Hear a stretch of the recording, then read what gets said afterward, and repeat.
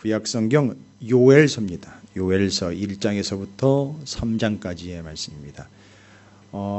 한 시기가 이제 흘러갔어요. 그 시기는 호세야, 아모스, 요나, 이사야, 미가가 활동했던 한 세대, 그러니까 그들이 북이스라엘, 남유다, 아수르의 수도인 니느웨로 파송되어 하나님의 말씀을 전했던 선지자들, BC 8세기경에 그 선지자들에 의한 한 세대가 가고요. 그 다음 스바냐, 하박국, 나훔, 요엘이라는 한 무리의 또 선지자가 등장을 합니다. 이때는 북이스라엘의 이 남유다, 북이스라엘은 아수르에 의해서 망하고 난 다음 남유다만 남아있는 상황에 스바냐, 하박국, 나훔, 요엘이라는 선지자가 등장을 해서 남유다와 니느웨, 곧 아수르의 수도인 니느웨에다가 선포를 합니다. 그 니느웨에는 요나가 이전에 150년 전에 선포했고 150년 뒤엔 나훔이 돌아오라 회개하라고 하지 않고 너희는 끝났어, 이제 망한다, 이제 물 들어온다, 이제 배 떠나고 물 들어온다 이렇게 얘기하는 거예요. 그래서 그 물에 의해 휩쓸려 돌아가시는다 이렇게 얘기한 거죠. 이제 망한다, 너희들은 망함의 대상이지 이제는 회생의 대상이 아니다. 그러니까 나훔 선지자를 통해서 이전에 150년 전에는 구원받았던 니느웨가 이제 너희는 멸망당한다라는 메시지였고, 재밌는 거는 그 나훔서 다음에요. 바로 요엘 선지자가 등장을 하는데 이 요엘 선지자도 만만치 않아요. 나훔이 아수르의 니느웨에게 직격탄을 날렸다면 요엘은 남유다에게 직격탄을 날립니다. 너희 아주 엉망진창이구나. 너희들이 왜 어떤 식으로 멸망을 당해야 하는지 내가 환상이나 세상의 얘기를 통해서가 아니라 말씀을 근거로 보여줄게.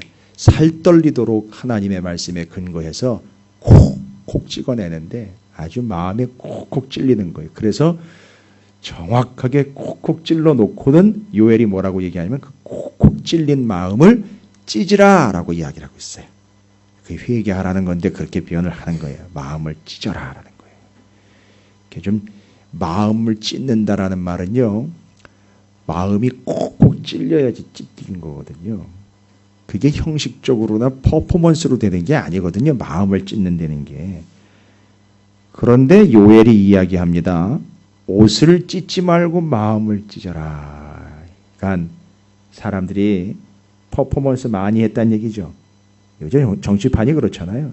세상 돌아가는 게 그렇잖아요. 아주 겉으로 쇼를 엄청 잘하잖아요. 그런데 마음을 찢어야 하는데 뭐 찢고 말았다는 얘기죠. 옷 찢고 딱 흉내만 티만 내고 말았다라는 얘기예요. 저 뒤에 와가지고 카페에 앉아있다 그냥 가버리는 거예요. 그냥 마당만 밟고 그냥 쑥 가버리는 거예요. 마음을 찢어 그 주님의 마음 안으로 쑥 하고 들어가서 그 하나님의 마음이 어떤 마음인지 알고 내 마음이 쿡쿡 찔려가지고 내 마음 찢어놓고 토해놓고 하나님 앞에 가까이 가 아뢰이고 받고 그리고 달아야 되는데 카페 와가지고 커피만 먹고 가는 거예요. 마당 와가지고 마당 밟고 교제만 하다가 가는 거예요. 밥만 먹고 가는 거예요. 이렇게 형식적으로만 계속 치닫고 있는, 눈 와가지고선 옷 찢는 걸 보니까 마음 찢는 거네라고 착각을 했는데 알고 봤더니 옷만 찢은 거예요. 그런 일들이 비일비재하다라는 걸 얘기를 하고 있어요. 이 남유다 이스라엘 너희가 그런 상태다라는 걸 콕콕 찔러가지고 얘기를 합니다. 그래서 요엘 선지자는 남유다에게 아주 정확하고 강력한 메시지로 찔러댑니다. 물론 받는 사람이 그렇게 받아야 그것도 효과가 있겠죠. 뭐 전한다고 되는 게 아니고 받는 사람이 그렇게 받아야 되는데 안 받는데 뭐 할 수 있겠습니까? 그런데 요엘 선지자는 어찌되었든 정확하게 말씀을 근거로 찔러대고요. 그리고 마음을 찢으라고 이야기하고요. 돌아오라고 이야기합니다. 그날이 오기 전에 빨리 속히 돌아와라 라고 얘기를 합니다. 자, 그럼 요엘서 1장부터 3장까지 읽고 그 말씀을 또 함께 나누며 살펴 확인하여 여러분 마음 가운데, 우리 마음 가운데 새겨 놓도록 하겠습니다. 하나님의 마음 찢으라 그랬으니까 하나님의 마음에 집중하십시오.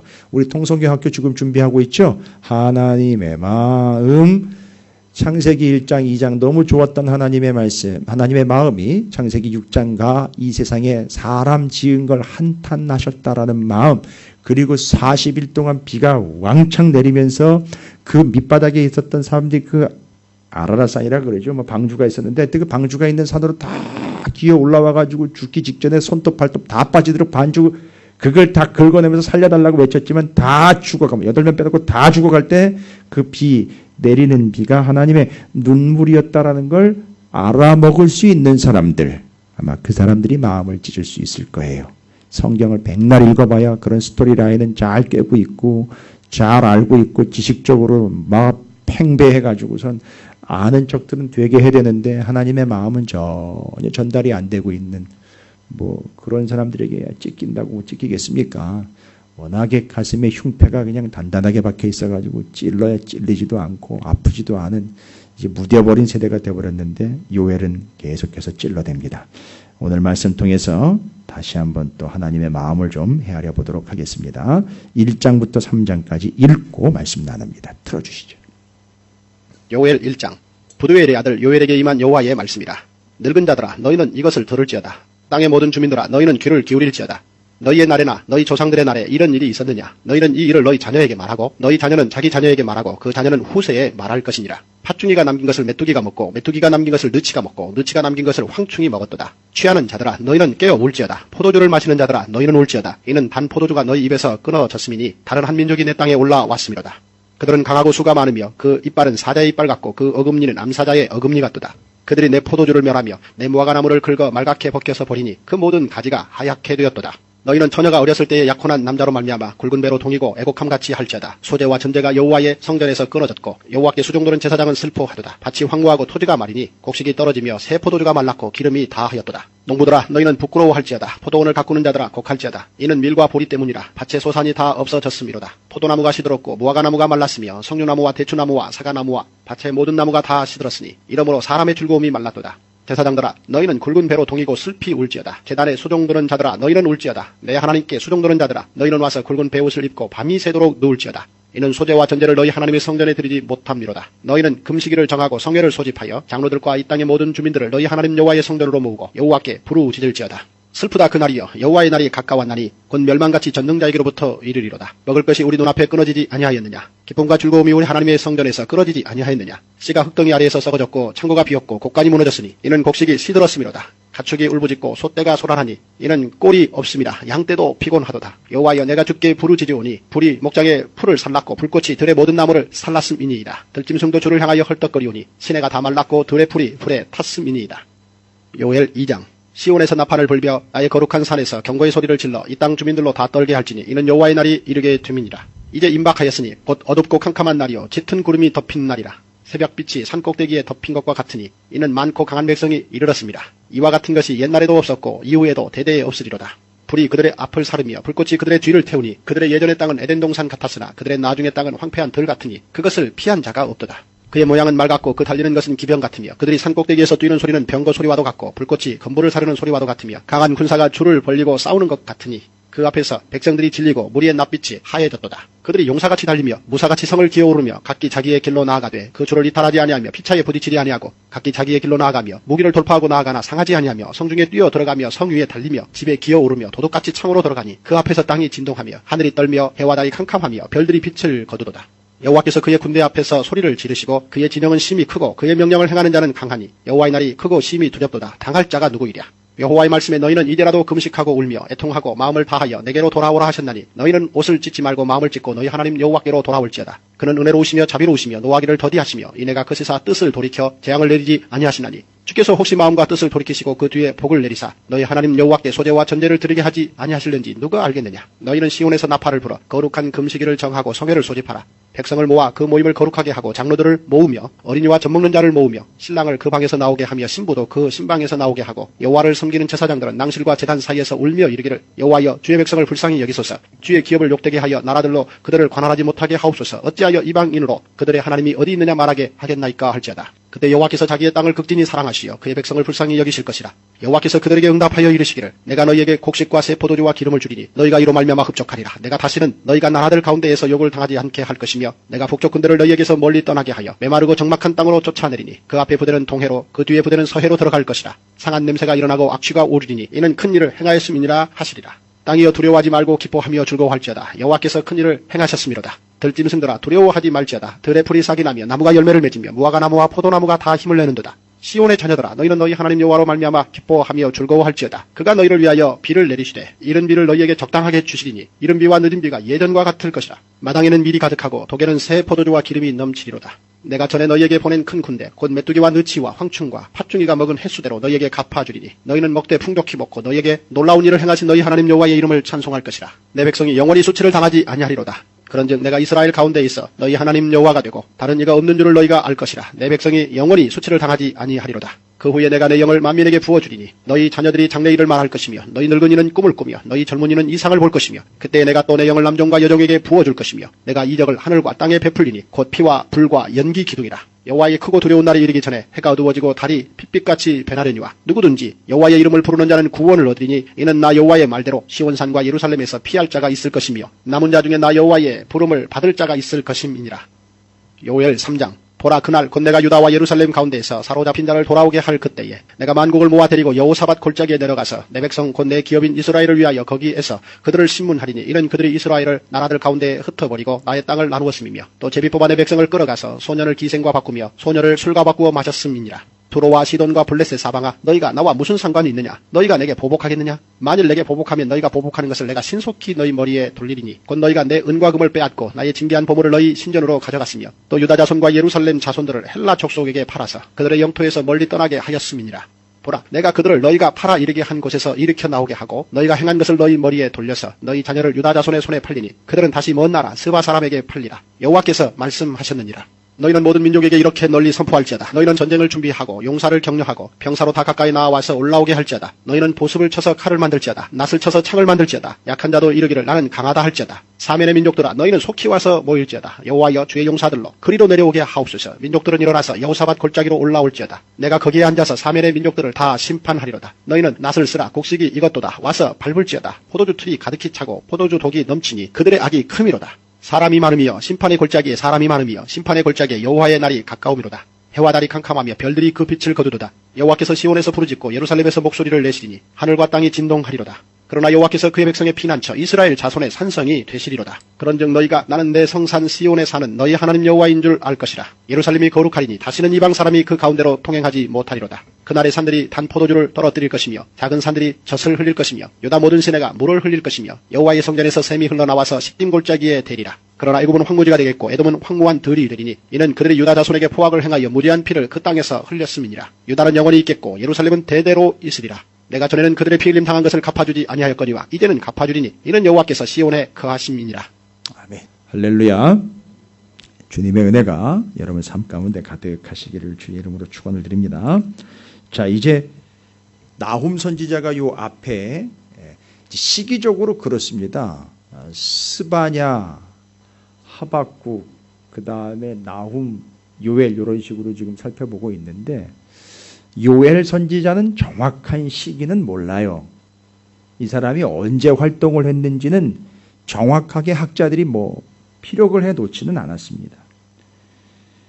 근거 자료가 없고 오직 성경만 있는 건데 성경의 내용을 계속 살펴보니까 요엘서의 내용이 바로 그 빨리 하나님께로 그날이 이르기 전에 또 하나님께서 이제 이 다음에 돌이키신다라는 이런 이야기 나오는 것 보고 분위기를 보니까 이게 아수르에서 바벨론으로 넘어가는 그런 근대 정황 속에서 그 사이에 끼어가지고 정신 못 차리는 남유다의 이야기인 것 같아 요엘 선지자를 스바냐, 하박국, 나훔과 함께 묶어서 그 시대 속으로 넣어버린 겁니다.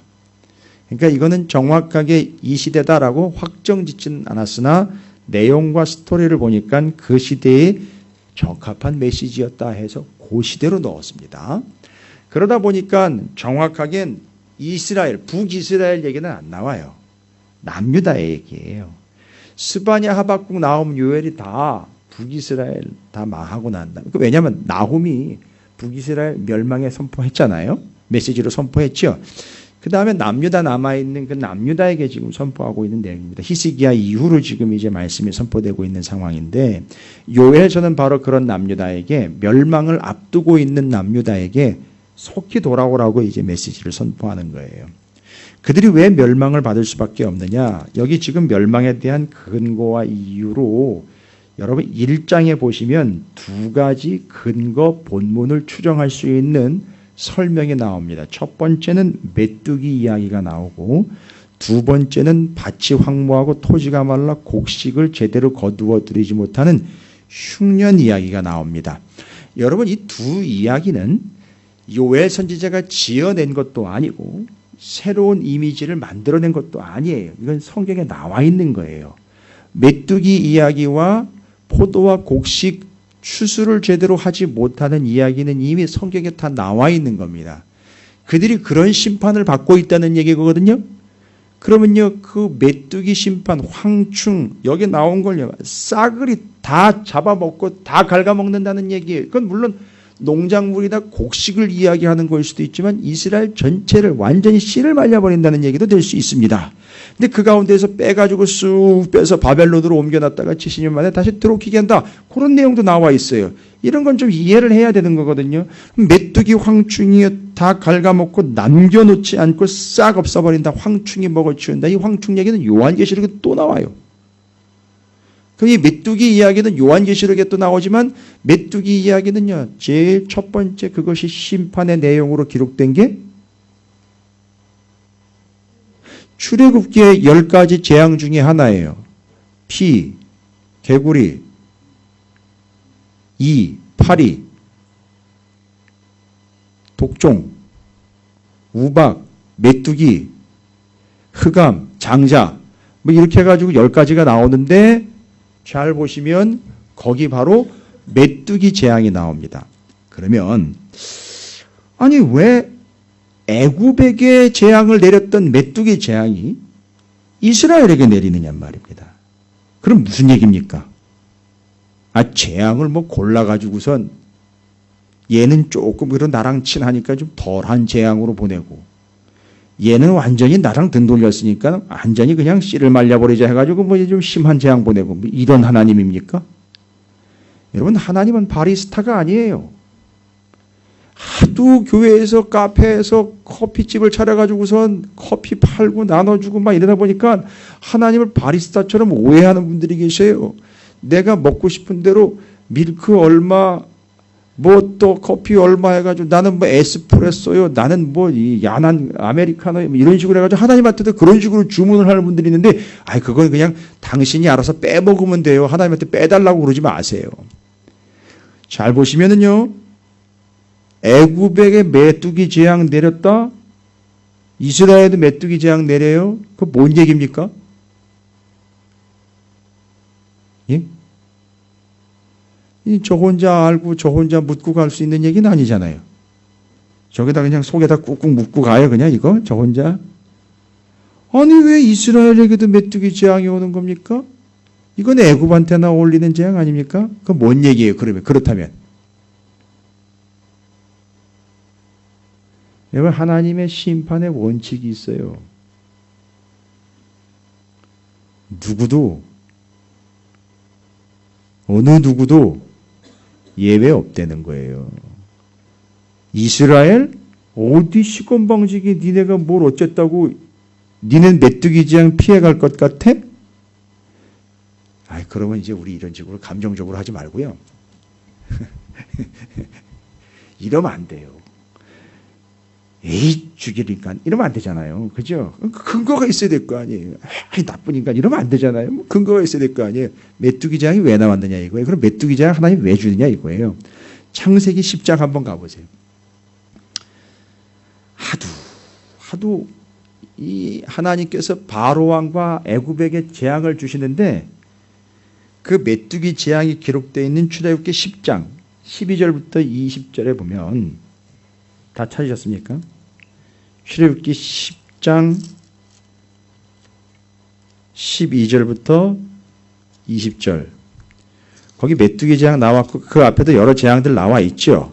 그런데 그 메뚜기 재앙 때 출애굽기 10장 12절부터 20절까지 잘 보시면은요, 메뚜기 재앙은 그 앞에 있는 재앙, 우박 재앙, 메뚜기 재앙, 그 다음에 흑암 재앙 또 올 거예요. 그죠? 이 재앙이 온 이유는 뭐냐 하면 뒤에 설명되어 있어요. 20절에. 왜 이런 재앙이 왔느냐? 그러나 여호와께서 바로의 마음을 완악하게 하셨으니. 여러분 이게 완악하게 만들었다가 아니라 내버려 뒀다는 얘기예요. 그가 완악함을 고집하도록 내버려 둔 거예요. 제가 이렇게 성도님들하고 얘기를 나누다 보면 와, 신앙생활 지금 5년 같이 했고 꽤 오래 한 것 같은데 변함이 없더라고요. 맞아요. 은혜는 되게 많이 받은 것 같은데 얘기하는 거 들으면 여전히 자기가 고집스러운 부분들을 계속 얘기를 해요. 그럼 뭐 어떻게 할 수가 없어요. 그냥 그때는 주여 하고 끝내는 거예요. 그냥 전 속에서 그냥 주여. 그냥 그러고 말아야 돼요. 뭐 어떻게 방법이 없어요. 잘 보십시오. 몇 번의 재앙이 왔는데도 불구하고 지금 메뚜기 재앙도 그렇고 그 앞에 재앙도 그 뒤에 재앙도 마찬가지예요. 뭐 때문에 이 재앙이 왔느냐면 10장 20절에 하나님께서 그 마음을 완악하게 내버려 그 지금 바로가 그 메뚜기 재앙을 받아야 되는 이유는 완악함 때문이에요. 그런데 이스라엘에게도 메뚜기 재앙이 왔어요. 그렇죠? 그러면 답은 다 나온 거예요. 이스라엘이 어떻다는 얘기입니까 지금? 완악한 거예요. 여러분 제가 이 완악하다는 거를 오늘 여기 오전 하루 종일 앉아가지고선 밥 먹기 직전까지 아침 8시부터 여기 앉아가지고선 완악함이라는 단어 하나 때문에 기절초풍을 했잖아요. 그러니까 완악함이라는 그 단어가요. 히브리어로 뭔지 아세요 여러분? 완악함? 애굽이나 이스라엘이나 완악함은 똑같은 거예요. 죄송해요. 여기 계신 여러분들 중에서도 완악한 사람이 있어요. 괜히 수요일 날 왔다가 덤탱이 얻어먹네. 근데 기껏 나왔는데 나보고 완악하대네. 왜 기분 나쁘세요?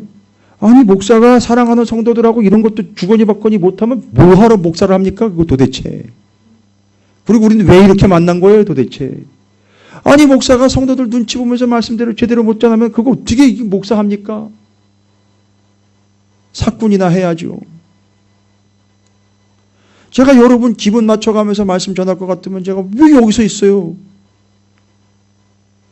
사람이 많이 주는 데 가가지고 내가 사바사바 해가지고선 기분 좋게 해가지고선 서로 이익에 부합하게 목사님 선 여기까지만 딱 하고 여기 넘지 마시면 제가 알아서 챙겨드릴 테니까 우리 서로 그냥 윈윈하자고요. 아니면 그런 데 가가지고 해야 되는 거 아니에요. 그죠?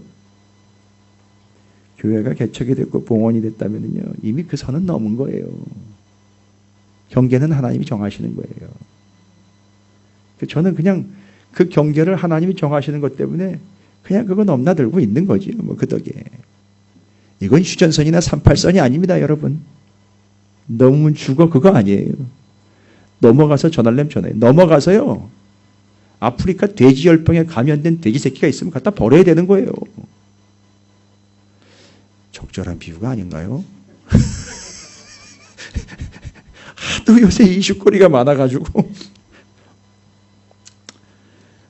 자, 애굽도 완악함이요, 이스라엘도 완악함이요, 당신도 완악함이요, 나도 완악함이요. 그거에 의해서 메뚜기 재앙이 온 거예요. 아주 싹 긁어 먹었어요. 그냥 싹 그냥 싸그리다. 이런 걸 싸그리라 그래요. 다 긁어 먹었어요. 근데 완악함이라는 단어가 히브리어로 여러분 하자크예요. 그러니까 이거 우리는 지금 알고 있으니까 이게 서로 이게 되는 거예요. 이거 가가지고 저기 다른 지방에 우리 지방에 다른 교회 가가지고 하자크라고 얘기하면 이거 뭔가 또 쳐다보고 이게 뭔 소린가 이게 이 말이에요. 아니 생각을 해보세요. 지금 완악함이라는 말이요. 우리가 그렇게 여름 수련회 때도 애들 가가지고 같이 수련회하면서 하자크 여호수아에서 하자크 그렇게 했는데 이게 하자크란 단어예요. 이 완악함이란 단어가요. 그럼 이게 뭐예요?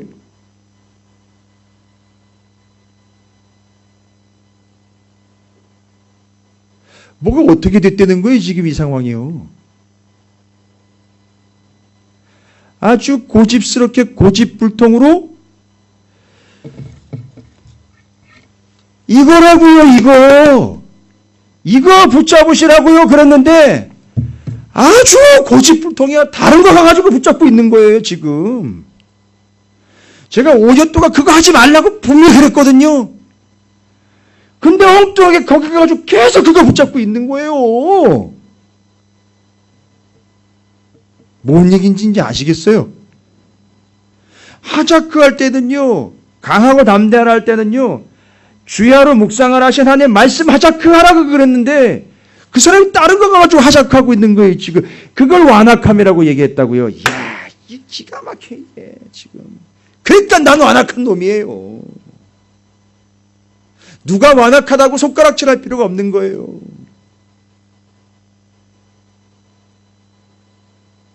그러니까 뭐 이런 거죠. 애가 이제 여러분 키워보셔서 아시니까 손가락 빨지 마, 이놈아. 다리 떨지 마! 옛날에 제가 잔소리 많이 들었어요. 문지방, 비구 들어두지 말라고. 되게 편해요, 문지방 그거. 옛날 그분은요. 높이가 적당히 해가지고 거기다가 수건 한 장 딱 깔고 그거 들어놓으면은요.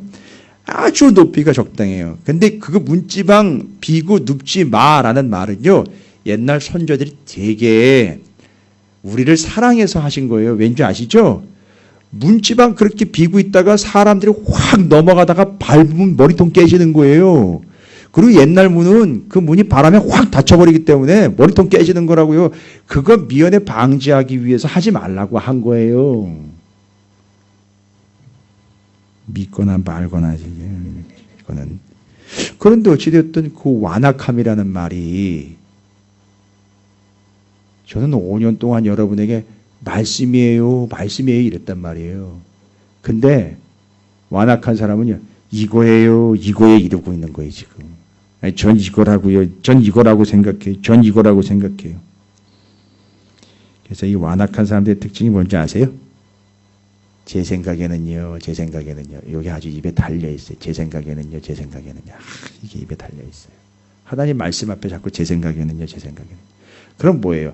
아까 손가락 빨지 말라고, 다리 떨지 말라고 이 완악한 놈아, 이렇게 돼버리는 거잖아요. 아니, 말하자면 그거 아니에요. 그죠? 하지 말라는데 고집스럽게 그걸 엉뚱한 걸 계속 하고 있는 걸, 그걸 완악함이라 그러니까 이스라엘이 지금 하나님이 계속 뭐 했다? 선지자 보내가지고 돌아오라고 그랬는데 자꾸 엉뚱한 것 가지고 그걸 꽉 붙잡고 물고 늘어져 놓지 않고 있다. 그게 완악함인 거예요, 여러분. 제가 풀렸어요. 그래서 그 완악함이라는 게. 그러니까 바로가 왜 완악한 존재인지 아시겠죠? 하나님을 붙잡는 게 아니라 다른 믿을 만한 구석이 있는 걸 붙잡고 그걸 물고 늘어지고 있는 하자크인. 그러니까 하자크도 두 종류가 있어요. 이제 됐죠? 하자크도 하나님의 말씀을 하자크하는 사람이 있는 반면에 엉뚱한 걸 하자크하고 있는 사람이 있어요. 그걸 완악함이라고 그래요. 첫 번째 풀렸지요. 그래서 메뚜기 재앙은 그냥 기록된 게 그들의 상태를 드러내준 거예요. 완악함 상태. 그 다음에는요. 그게 이제 메뚜기 황충 이야기이고 뒤로 가면 8절부터 12절까지 밭에다가 뭘 심었죠? 포도 심었지요. 예, 농작물 심었는데 없어요. 뭐예요? 수확이. 아무것도 없죠? 여러분 이거 그냥 재수 없거나 날씨가 안 좋아서가 아니죠. 분명히 성경에 나와 있죠. 어디 나와 있습니까? 레위기에 나와 있죠. 창세기, 출애굽기, 레위기. 제가 여러분이 지금 요엘서 1장 할 때 출애굽기, 레위기 대답한 건 어마어마한 수준이에요. 아니 그러니까 지금 일반적인 우리 한국 교회의 현실에서 출애굽기와 레위기를 대답하셨다라는 것은 어마어마한 수준이라고요. 그런데 그 어마어마한 수준이라는 것만 붙잡고 물고 늘어져 있는 완고한 자 될 수 있다는 거예요.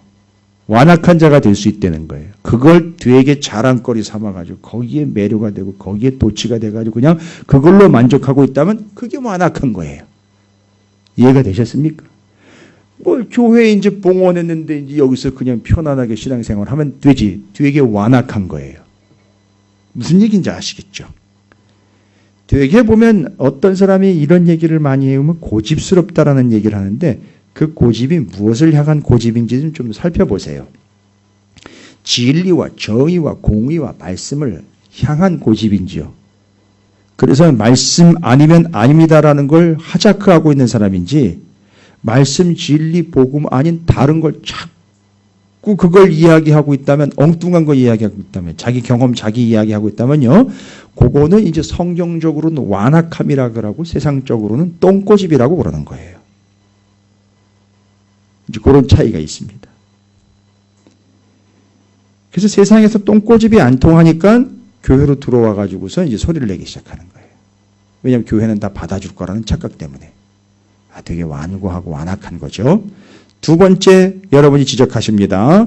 소산이 없어요. 심었는데 소출이 없어요. 레위기 26장입니다.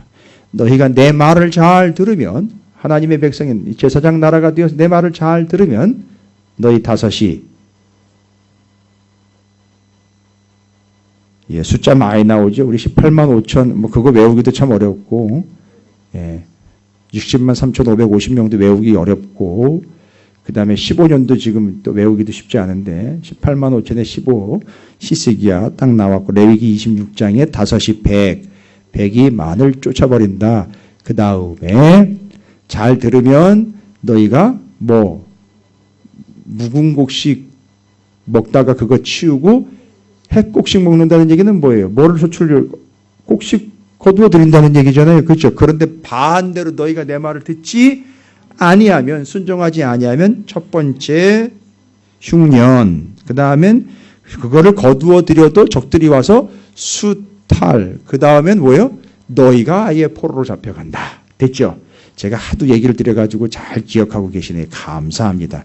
제발 이제 완고하게 하나님의 말씀 말고 다른 거 기억하지 마시고 말씀 기억하시기 바랍니다. 자, 보세요. 다 나왔어요. 출애굽기의 메뚜기 황충 이야기와 레위기 26장에 그들이 하나님의 말씀대로 살지 않은 결과 이스라엘 남유다는 지금 뭐의 대상이 되어버렸다? 심판의 대상이. 그래서 메뚜기 재앙 얘기 나온 거고, 그 다음에 소출 없는 얘기 나온 거예요. 됐죠? 그러니까 지금 이들이 어떤 상태인지 이제 아시겠죠? 보세요. 첫 번째, 하나님 외에, 하나님의 말씀 외에 다른 걸 고집스럽게 붙잡고 있는 상태. 그 다음에는요, 하나님의 말씀을 순종하지 않고 있는 너덜너덜해진 상태를 1장에서 쫙 풀어주고, 그 다음에 2장으로 넘어가면 2장에서는 이렇게 얘기합니다. 시온에서 나팔을 불며 나의 거룩한 산에서 경고의 소리를 질러 이 땅 주민들로 다 떨게 할지니 이는 여호와의 날이 이르게 됨이라. 이제 임박하였으니 곧 어둡고 캄캄한 날이여 짙은 구름이 덮인 날이라. 새벽빛이 산꼭대기에 쭉 이야기하면서 뭐라고 얘기합니까? 주님께서 그러니까 이제 너희가 나에게로 돌아오라. 12절입니다. 2장 12절. 여호와의 말씀에 너희는 이제라도 금식하고 울며, 여러분 이거 금식하고 울며 애통하며 마음을 다하여 내게로 돌아오라. 그러니까 이거 아까 하자크랑 직결되어 있죠. 너 그거 고집불통으로 계속 붙잡고 있는 너 그거 뭐하고 놓고 배설물처럼 버리고 내게로 돌아와라. 그러니까 금식이라는 게, 여러분 여기서 말하는 금식은 아주 고집스럽게 아주 완악하게 그 세상 것을 자꾸 붙잡고 있었던 그걸 끊어내는 연습과 실질적인 훈련이 금식이지, 그냥 밥 굶는 거 땡깡 피우는 게 아니에요. 내가 밥 굶으면 하나님이 마음이 아파가지고 어우 저놈의 새끼 저거 밥 굶으면 저거 굶어 죽고 영양실조 걸리는데 아유 들어줘야 되겠다. 아주 근거도 없고 거기다가 네 가지는 더 없고 그런 식으로 접근하면 큰일 나는 거예요. 금식은 그게 아니에요, 여러분. 그거 끊고 내가 세상 것 끊고, 잘 보세요. 광야에서 이스라엘이 하나님께서 뭐 하신 적이 있다?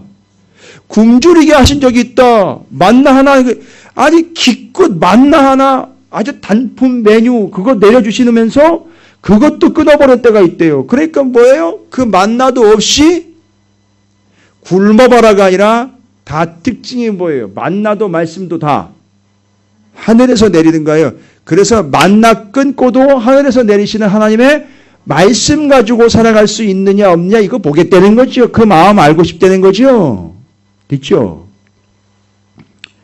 제가 이번 주엔 주안감리교회에 가서 하나님의 마음을 이제 서로 이렇게 나누는 그런 시간들을 가졌어요. 그 저 바깥에 게시해 놓은 것 이렇게 해 놓은 것 중에 그 성경 통독이라고 하얀색 그 두꺼운 책 있잖아요. 그걸 20마당 정리한 거잖아요. 되게 은혜를 많이 받으시더라고들 다. 그래가지고 그 하나님의 마음을 집중하면서 자기의 마음을 고집스럽게 하자크했던 그들이 자기 마음 놓고 하나님의 마음을 하자크하는 이런 역사를 이제 경험하게 되면 그게 성과하고 열매잖아요. 그게 요즘에 이제 그거 하느라고 제가 바쁘게 왔다 갔다 하지 1시간 넘는 거리니까 운전하고 갔다가 운전하고 오면 하루 종일 다 가요.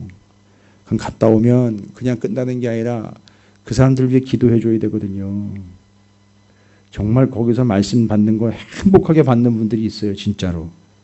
그럼 제가 너무너무 감사해요. 한 사람일지라도 그렇게 행복하게 받는 사람이 있으면 가야 되는 거거든요. 정말 그런 분들이 있더라고요. 그래서 그 하나님의 마음을 붙잡고 내가 내 마음만 자꾸 내 속엔 내가 너무도 많고 내 갈 길 몰라 내 마음도 몰라주고 어떻게 하나 이렇게 계속 주장했던 사람들이 이제 그거 놓고 하나님의 마음을 집중하잖아요. 그렇죠. 그러니까 지금 어떻게 보면 자꾸 내 마음만 이야기하는 사람들도 오늘 본문에 의하면 메뚜기 완악함이라는 얘기죠. 됐죠? 예. 그거예요. 목사가 말씀 가지고 그거 고집 부린다고 그걸 가지고 완악하다 그러면 안 되잖아요. 그죠? 자, 그래서 하나님은 그런 마음을 이해했으니 이제 너희는 이제라도 금식하고 울며 그거 놓고 하나님 말씀 말고 다른 걸로 했던 거 그거 이제 놓고 다 돌아와라.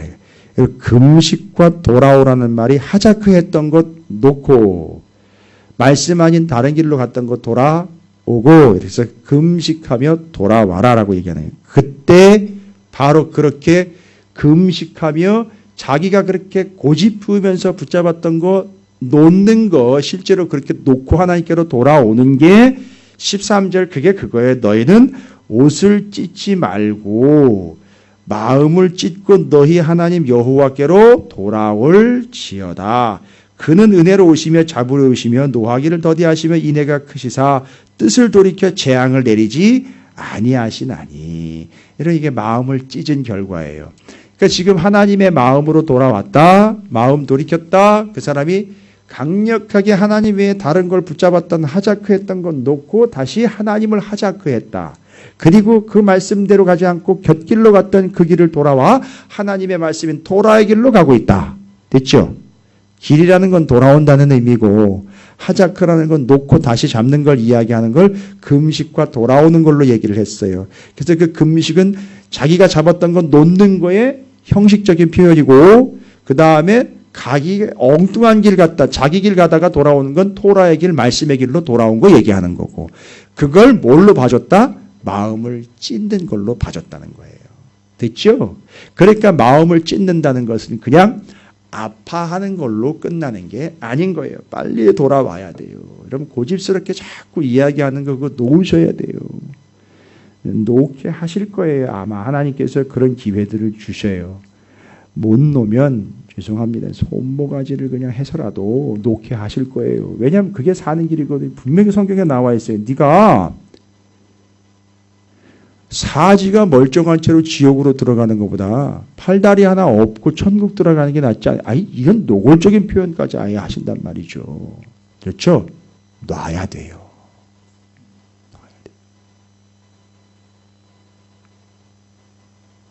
내려놓음의 경지가 아니에요. 완전히 떨궈 놓고 아예 버려버리고 돌아오는 겁니다.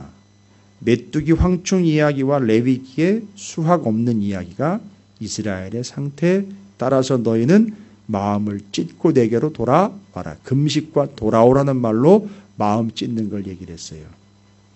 그렇게 하면 어떻게 하신다? 14절 주께서 여기 참 재미있는 표현 하나 했어요. 혹시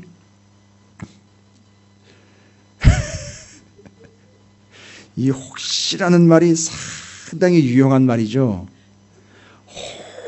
혹시 안 돌아오는 사람도 있다는 얘기고요. 혹시 하나님이 안 하실 수도 있는데, 야, 이게 참, 여러분 이게 하나님이 되게 귀엽게 보신 거 알아요, 이제 이거? 혹시, 이럴 얘기를 하나님이 들으신 거예요. 찢고 돌이키는 사람들이 실제로 찢고 돌이켰단 말이에요. 찢고 돌아온 사람이 있어요. 진짜로. 그 사람들이 남은 자라고 저게 나와 있거든요. 그러니까 이제 요엘이 그러는 거죠. 확신이 있는 거예요, 확신이. 확신에 있는 거예요. 왜냐하면 돌아오면 살려준다고 그랬거든요.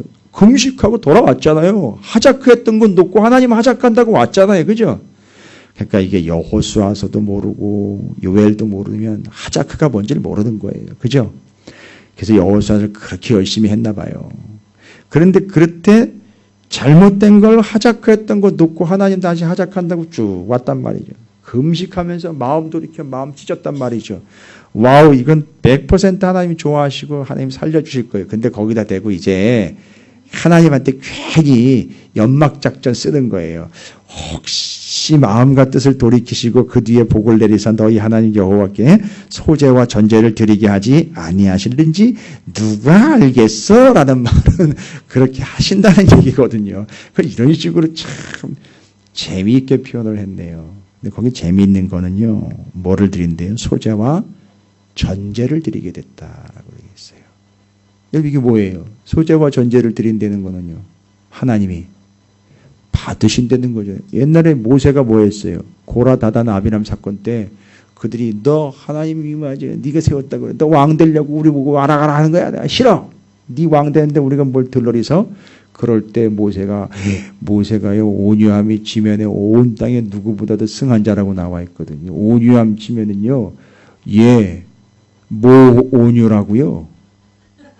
모세예요, 모세. 대단한 사람인데 그 사람이 어리바다 가지고선 그렇게 오해하고 거짓말하는 사람들한테 하나님한테 기도했잖아요. 저들의 헌물 받지 말아달라고, 제사 받지 말아달라고. 죽여달라는 얘기거든요.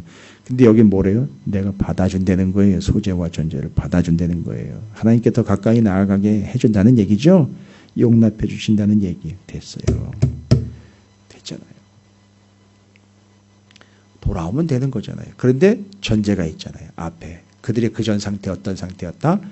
완악했던 상태, 다른 길로 가고 있었던 거를 그거 놓고 하나님께로 돌아오는 그들을 어떻게 한다?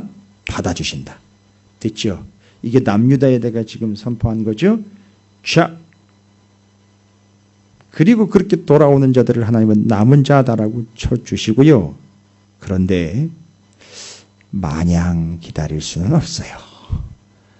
마냥 늘어지게 그냥 기다릴 수는 없어요. 왜냐하면 바벨론에 의해서 남유다가 이미 망하기를 지금 앞에 두고 있거든요. 시간은요 그냥 기다려주는 게 아닙니다. 여러분, 바로 그래서 하나님이 앞에서도 이야기하고 요엘도 이야기하고요, 스바냐도 이야기하고 나훔, 하박국 다 얘기했는데요. 하나님의 날, 그날, 정한 때, 정한 날, 여호와의 진노의 날. 그러니까 뭐예요? 잘 보세요. 그 완악함과 그릇된 길에서 그거 놓고 돌아와라. 그러면 내가 받아준다고 그랬죠. 그런데 마냥 기다릴 수는 없다. 뭐예요? 그날이 이르기 전에만 유효하다. 딱 됐죠. 이해가 되십니까? 그래서 그날이 이르기 전에만 유효하다. 그게 3장이 얘기하는 게 그거예요. 3장 14절을 보십시오. 사람이 많음이요, 심판의 골짜기에 사람이 많음이요, 심판의 골짜기에 여호와의 날이 가까웠다는 거예요. 그러니까 뭔 얘기하는 거죠? 그날이 오기 전에 이 많은 사람들아 뭐하라? 돌이켜라. 와우, 돌이키라는 얘기인지 아시겠죠? 돌이키라는 얘기는 두 개. 아까 금식과 돌아오라는 얘기에 그 그릇된 길에서 돌아와라. 너 잘못된 거 붙잡고 있는 거 빨리 놓고 뒤로 뛰쳐와라. 이 얘기죠. 근데 그거 언제 그렇게 해야 된다? 그 날이 오기 전에. 우리는요. 그럼 언제 전에? 뭐 하기 전에? 두 가지 경우를 제가 늘 얘기 드렸잖아요. 네가, 우리는 죽으면 소용없어요. 뭔 얘기인지 아시겠죠? 괜히 또 이렇다고 또 복음을 전하면 죽기 싫으면 돌아와 뭐 이런 얘기를 하시면 안 돼요. 정확한 건 너 죽기 전에 돌아와 이 얘기는 정확한 얘기예요. 너 죽기 전에 돌아와. 그 다음에는요. 주님이 오시기 전에 돌아와야 된다는 얘기예요. 무슨 얘기인지 아시겠죠? 그래서 요엘이 이야기한 거는 다른 게 아니에요. 바로 여호와 하나님께 남유다 너희여 이미 운명을 받아놓은 거나 마찬가지지만 그날이 오기 전에 내게로 돌아와라. 왜 자꾸 이 이야기를 할 때 하나님은 메뚜기 재앙 이야기를 하고 레위기의 이야기를 근거로 얘기하냐면 너희가 상태가 어떻다. 지금 워낙에 완악해서 하나님 말고 다른 걸 지금 붙잡고 있다. 그러니까 어떻게 돼? 이거 놓고 하나님을 붙잡아야 된다. 그 다음에 토라의 길, 다윗의 길이 아닌 다른 길로 가고 있으니까 그 길에서 어떻게 해야 된다? 돌아와. 그러니까 놓고 돌아와라. 됐죠? 놓고 돌아와라.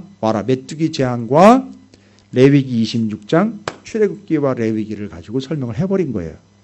그러니까 이게 왜 이 사람들한테 통하느냐 하면 우리는 그런가 보다 또 성경을 좀 공부한 분들은 그러네. 그 내용이네 이런데 이스라엘 사람들은 그 이야기를 너무너무 잘 알고 있단 말이에요. 레위기의 이야기와 출애굽기 이야기를 너무너무 잘 알고 있으니까 우리가 그런 상태란 말이야. 그러면 우리 보고 지금 그거 놓고 오라는 얘기인 거고 거기에서 돌이키라는 얘기인 거고 토라의 길로 오라는 얘기가 우리가 그랬다는 얘기인 거야. 이러면서 받아들인단 말이에요. 이스라엘은. 그렇게 돌아오면 내가 받아준다는 거. 네가 제사하면 내가 받아준다는 거예요. 제사하는 걸 받아준다는 얘기는 나를 살려주신다는 얘기고 내가 용서함을 받는다는 얘기고 용납된다는 얘기인데 구원받는다는 얘기인데 할렐루야 하면서 하나님 앞에 나아가는 거지요. 그런데 이거는 정해진 바가 있다는 거죠. 언제요? 맞아요. 지금 이 상태로 보면 바벨론의 포로가 되기 바벨론이 쳐들어와서 이게 황폐화되기 전에 그런데 그 돌아온 사람들이 있다 없다. 있다는 거예요. 그래서 그 사람들이 남은 자가 되어서 바벨론으로 갔다가 거기서 다시 돌아왔다는 거 아니에요. 그건 아주 명확하게 역사에서도 갔다가 뭐예요? 실제로 돌아온 사람들로 그렇게 하나님의 시나리오를 짜신 거예요. 그런 식으로 듣고 돌아오는 사람들이 있는 것처럼 70년 동안 갔다가 돌아온 사람들을 통해서 다시 뭐 했어요? 제사 다시 드리게 성전 다시 짓고 소재 전제 드리면 하나님 받으시고 이게 그대로 이루어졌잖아요. 됐죠? 바벨론 70년 동안 갔다가 돌아오는 사람들은요. 잘 보세요. 거기에 바벨론 문물이 너무너무 잘 발달되어 있어요. 귀하고 희귀하고 진지한 게 너무 많아요. 편리한 게 많습니다. 근데 그걸 어떻게 했어요? 놓고 돌아왔다는 얘기잖아요. 그래서 돌아온 사람들 그 사람들 얘기가 남은 자 이야기인 거고 지금 하나님은 그들에게 바로 그걸 요구하고 계시는 거예요. 그러면 지금 돌아온 사람들이라면은요. 언제도요? 그때에도 바벨론의 문물에 물들지 않고 다시 돌아올 수 있다. 이 얘기인 거예요. 지금 그 얘기는요. 여러분에게 해당되는 거예요. 여러분이 지금 옳다고 믿고 있고 좋다고 여기고 있는 것 그래도 괜찮다고 생각하고 있는 것 죄송합니다만 그건 착각이죠. 착각인데 그걸 계속해서 꿀단지처럼 붙잡고 있는 거지요. 그리고 하나님의 토라의 길 다윗의 길이 아닌 자신의 길 자기 이름을 붙인 자기 my way 그 노래를 잘 들으셔야 돼요. And it in my way. 끝장난다는 얘기예요. 내 길이 아니라 my way가 아니라 왜 영어가 딸려서 못하는 것 같아요? God's way. 하나님의 길이에요. 다윗의 길이에요. David road. David way. 그러니까 다윗의 길 거기로 돌아오라는 거예요.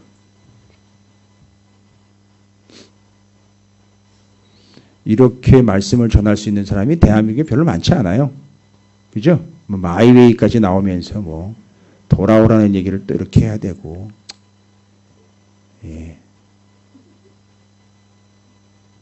저 장난치는 거 아니에요. 상당히 심각한 얘기인데 제가 인상 쓰고 여러분에게 전하면 여러분이 또 오해하실 수도 있어요. 그런데 이게 오해가 아니라 하나님의 은혜 아닙니까? 받아들여야 되는 거잖아요. 그래서 지금 우리가 현재 하나님 것 외에 다른 거라고 붙잡고 물고 늘어지고 있는 거 그거 빨리 버려야 되는 거고요. 그 다음에 나의 길 마이웨이라고 외치면서 가고 있는 그 길에서 돌이켜 돌아와야 된다는 얘기입니다. 근데 그게 그렇게 하면 뭐 잘 먹고 잘 살게 해주겠다 이런 얘기가 없어요. 그렇게 하면 그냥 여기는 본문에는 그냥 딱 하나만 나와 있어요. 뭐 한다? 내가 받아준다는 거예요. 제사 받아준다, 너희들 받아준다 이거예요. 이런 받아준다는 건 무엇이 아닙니까? 들이받는 게 아니에요. 받아준다는 거는 용납해 주신다는 얘기예요. 소속이 되게 해주셔야 되는 얘기고 그 안에 거하게 한다는 얘기고 구원 받는다는 얘기예요. 여러분 구원 외에는 더 나아 우리에게 뭐 더 나위 없이 좋은 게 없어요. 구원 외에는 다른 방법이 없습니다. 자, 그러면 14절, 3장 14절부터 21절까지 3장 맨 마지막 부분인데 제가 한번 읽어보겠습니다. 사람이 많으며 심판의 골짜기에 사람이 많으며 심판의 골짜기에 여호와의 날이 가까움이로다. 해와 달이 캄캄하며 별들이 그 빛을 거두도다. 지금 징조가 나타나고 있죠. 여호와께서 시온에서 부르짖고 예루살렘에서 목소리를 내시리니 하늘과 땅이 진동하리다. 그러나 여호와께서 그의 백성의 피난처 이스라엘 자손의 산성이 되시. 그러니까 뭐예요? 돌아오라는 거잖아요. 글로. 그럼 피난처와 산성으로 돌아오면 뭐 하는 거예요? 사는 거잖아요. 그게 구원을 얘기하는 겁니다. 그런즉 너희가 나는 내 성산 시온에 사는 너희 하나님 여호와인 줄 알 것이라. 예루살렘이 거룩하리니 다시는 이방 사람이 그 가운데로 통행하지 못하리로다. 그날에 산들이 단 포도주를 떨어뜨릴 것이며 아까는요 포도는 뭔 포도주에 포도도 못 건드렸는데 이제는 포도주를 거두어드린다니까. 여러분 포도를 거두어드리는 거하고 포도주 거두어드리는 거하고 또 차이가 있어요. 포도 거두어드리는 것도 풍성하겠죠. 포도주를 풍성히 거두어드린다는 얘기는 포도가 어마어마하게 많이 났다는 얘기예요. 됐죠? 작은 산들이 저주를 흘릴 것이며 유다 모든 시내가 물을 흘릴 것이며 여호와의 성전에서 샘이 흘러나와서 시딤 골짜기에 되리라. 예레미야가요 나중에 무슨 얘기를 하는지 아세요? 나를 의지하지 않고 다른 걸 하자크한 너의 삶은 물 없는 웅덩이의 삶이다 라고 얘기를 했어요. 물 없는 웅덩이. 팠는데 물이 없어요. 안 나와요. 게다가 웅덩이가 바싹 말라버렸어요. 니들이 나 말고 다른 거 의지한다고 팠지? 팠는데 뭐 물 나왔어? 하나도 안 나왔지. 그건 쌤통이다. 아니에요. 그렇게 물 웅덩이가 물이 생길 줄 알고 파버렸는데 물이 없죠. 여러분 물 웅덩이에서 물이 안 나오면 그게 뭐가 되는지 아세요? 물 웅덩이에서 물이 없어요. 그렇죠. 물에서 리을 빠져버리니까 무덤 되는 거예요. 그래서 자기가 거기 빠져가지고 거기 묻혀버린다고요. 그 물 없는 웅덩이가 뭐라 그랬다고요? 하나님 말고 다른 걸 의지하려고 파놓은 것. 그러니까 다른 걸 자꾸 의지하려고 하는 게 그게 자기 무덤 파는 거라는 얘기인 거예요. 결론은. 근데 지금 여기 보세요. 나한테 돌아오면 어떻게 된다는 거죠? 뭐 포도주 저주를 흘리며 뭐 시내가 물을 흘리고 여호와의 성전에 샘이 흘러나와서 시딤 골짜기까지 막 물을 대고 막 난리도 아니에요 지금. 그렇죠? 얼마나 물이 풍성한지. 이 물은요 왜 자꾸 물 이야기를 할까요? 예, 이스라엘이 자꾸 일만 생기면 어디를 의지합니까? 애굽이지. 애굽이 왜 자꾸 의지의 거리가 됐어요? 나일강이잖아요. 그 물에 비할 거냐 이런 얘기예요. 이해가 되십니까? 야, 이 물이 지금 하나님이 흘려내보신 이 물이 나일강 물에 비할 거냐 이거예요. 제가요 가끔 이렇게 산으로 올라갈 때면 생수를 하나씩 이렇게 들고 갈 때가 있는데 참 사람 입맛이라는 게 아니 물맛이 다르더라고요. 제가 400원 주고 사 먹은 물하고 600원 주고 사 먹은 물하고도 달라요. 200원 차이인데. 아니 근데 이번에 인천에 갔는데 강사님 수고하신다고 물을 한 당에 딱 올려놨는데 아니 나는 그게 그렇게 좋은 물인 줄 몰랐어요. 그 뭐 거시기 머시기가 있더라고요. 거기 이렇게. 근데 그게 또 맛이 달라요.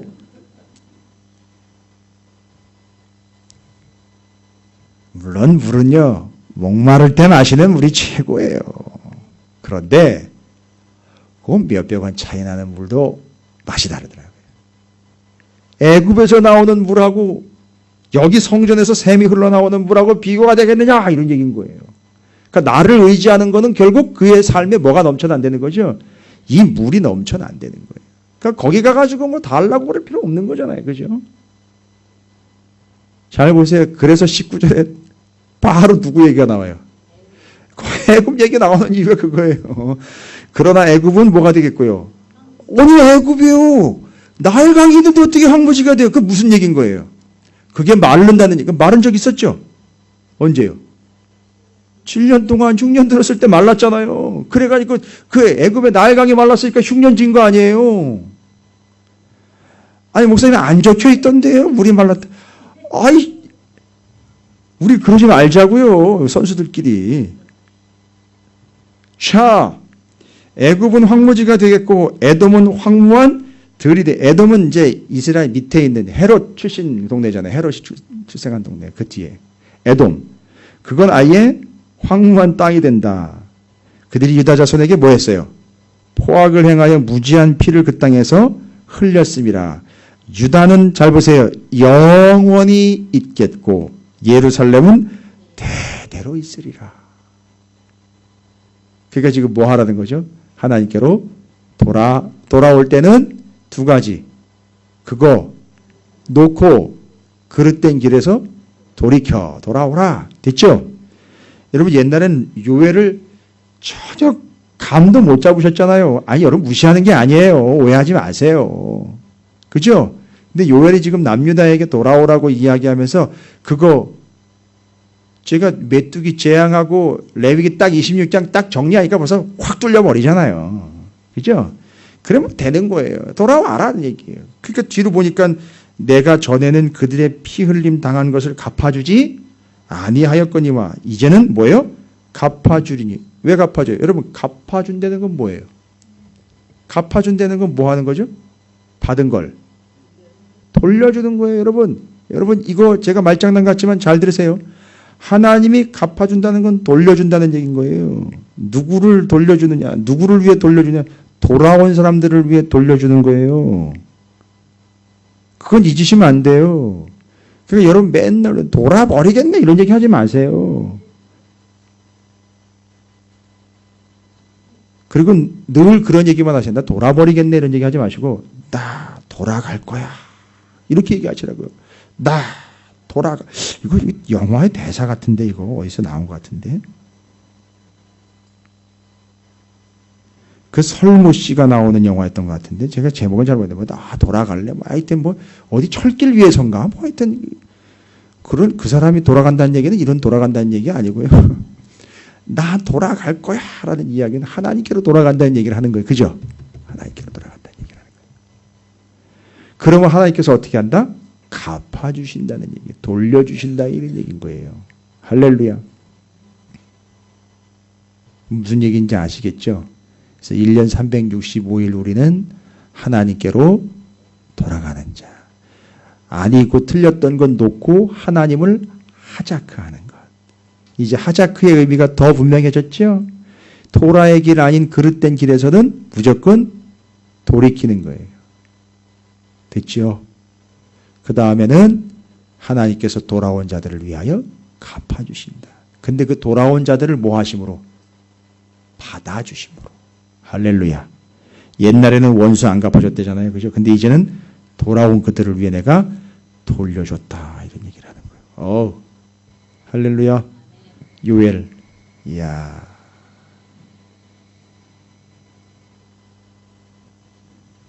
여러분께서도 이 요엘의 메시지와 같은 하나님께로 돌아오는 자, 하나님을 더 강력하게 하자크하며 토라의 길로 곧장 나아가는 하나님의 거룩한 백성들 되시기를 주님의 이름으로 축원을 드립니다.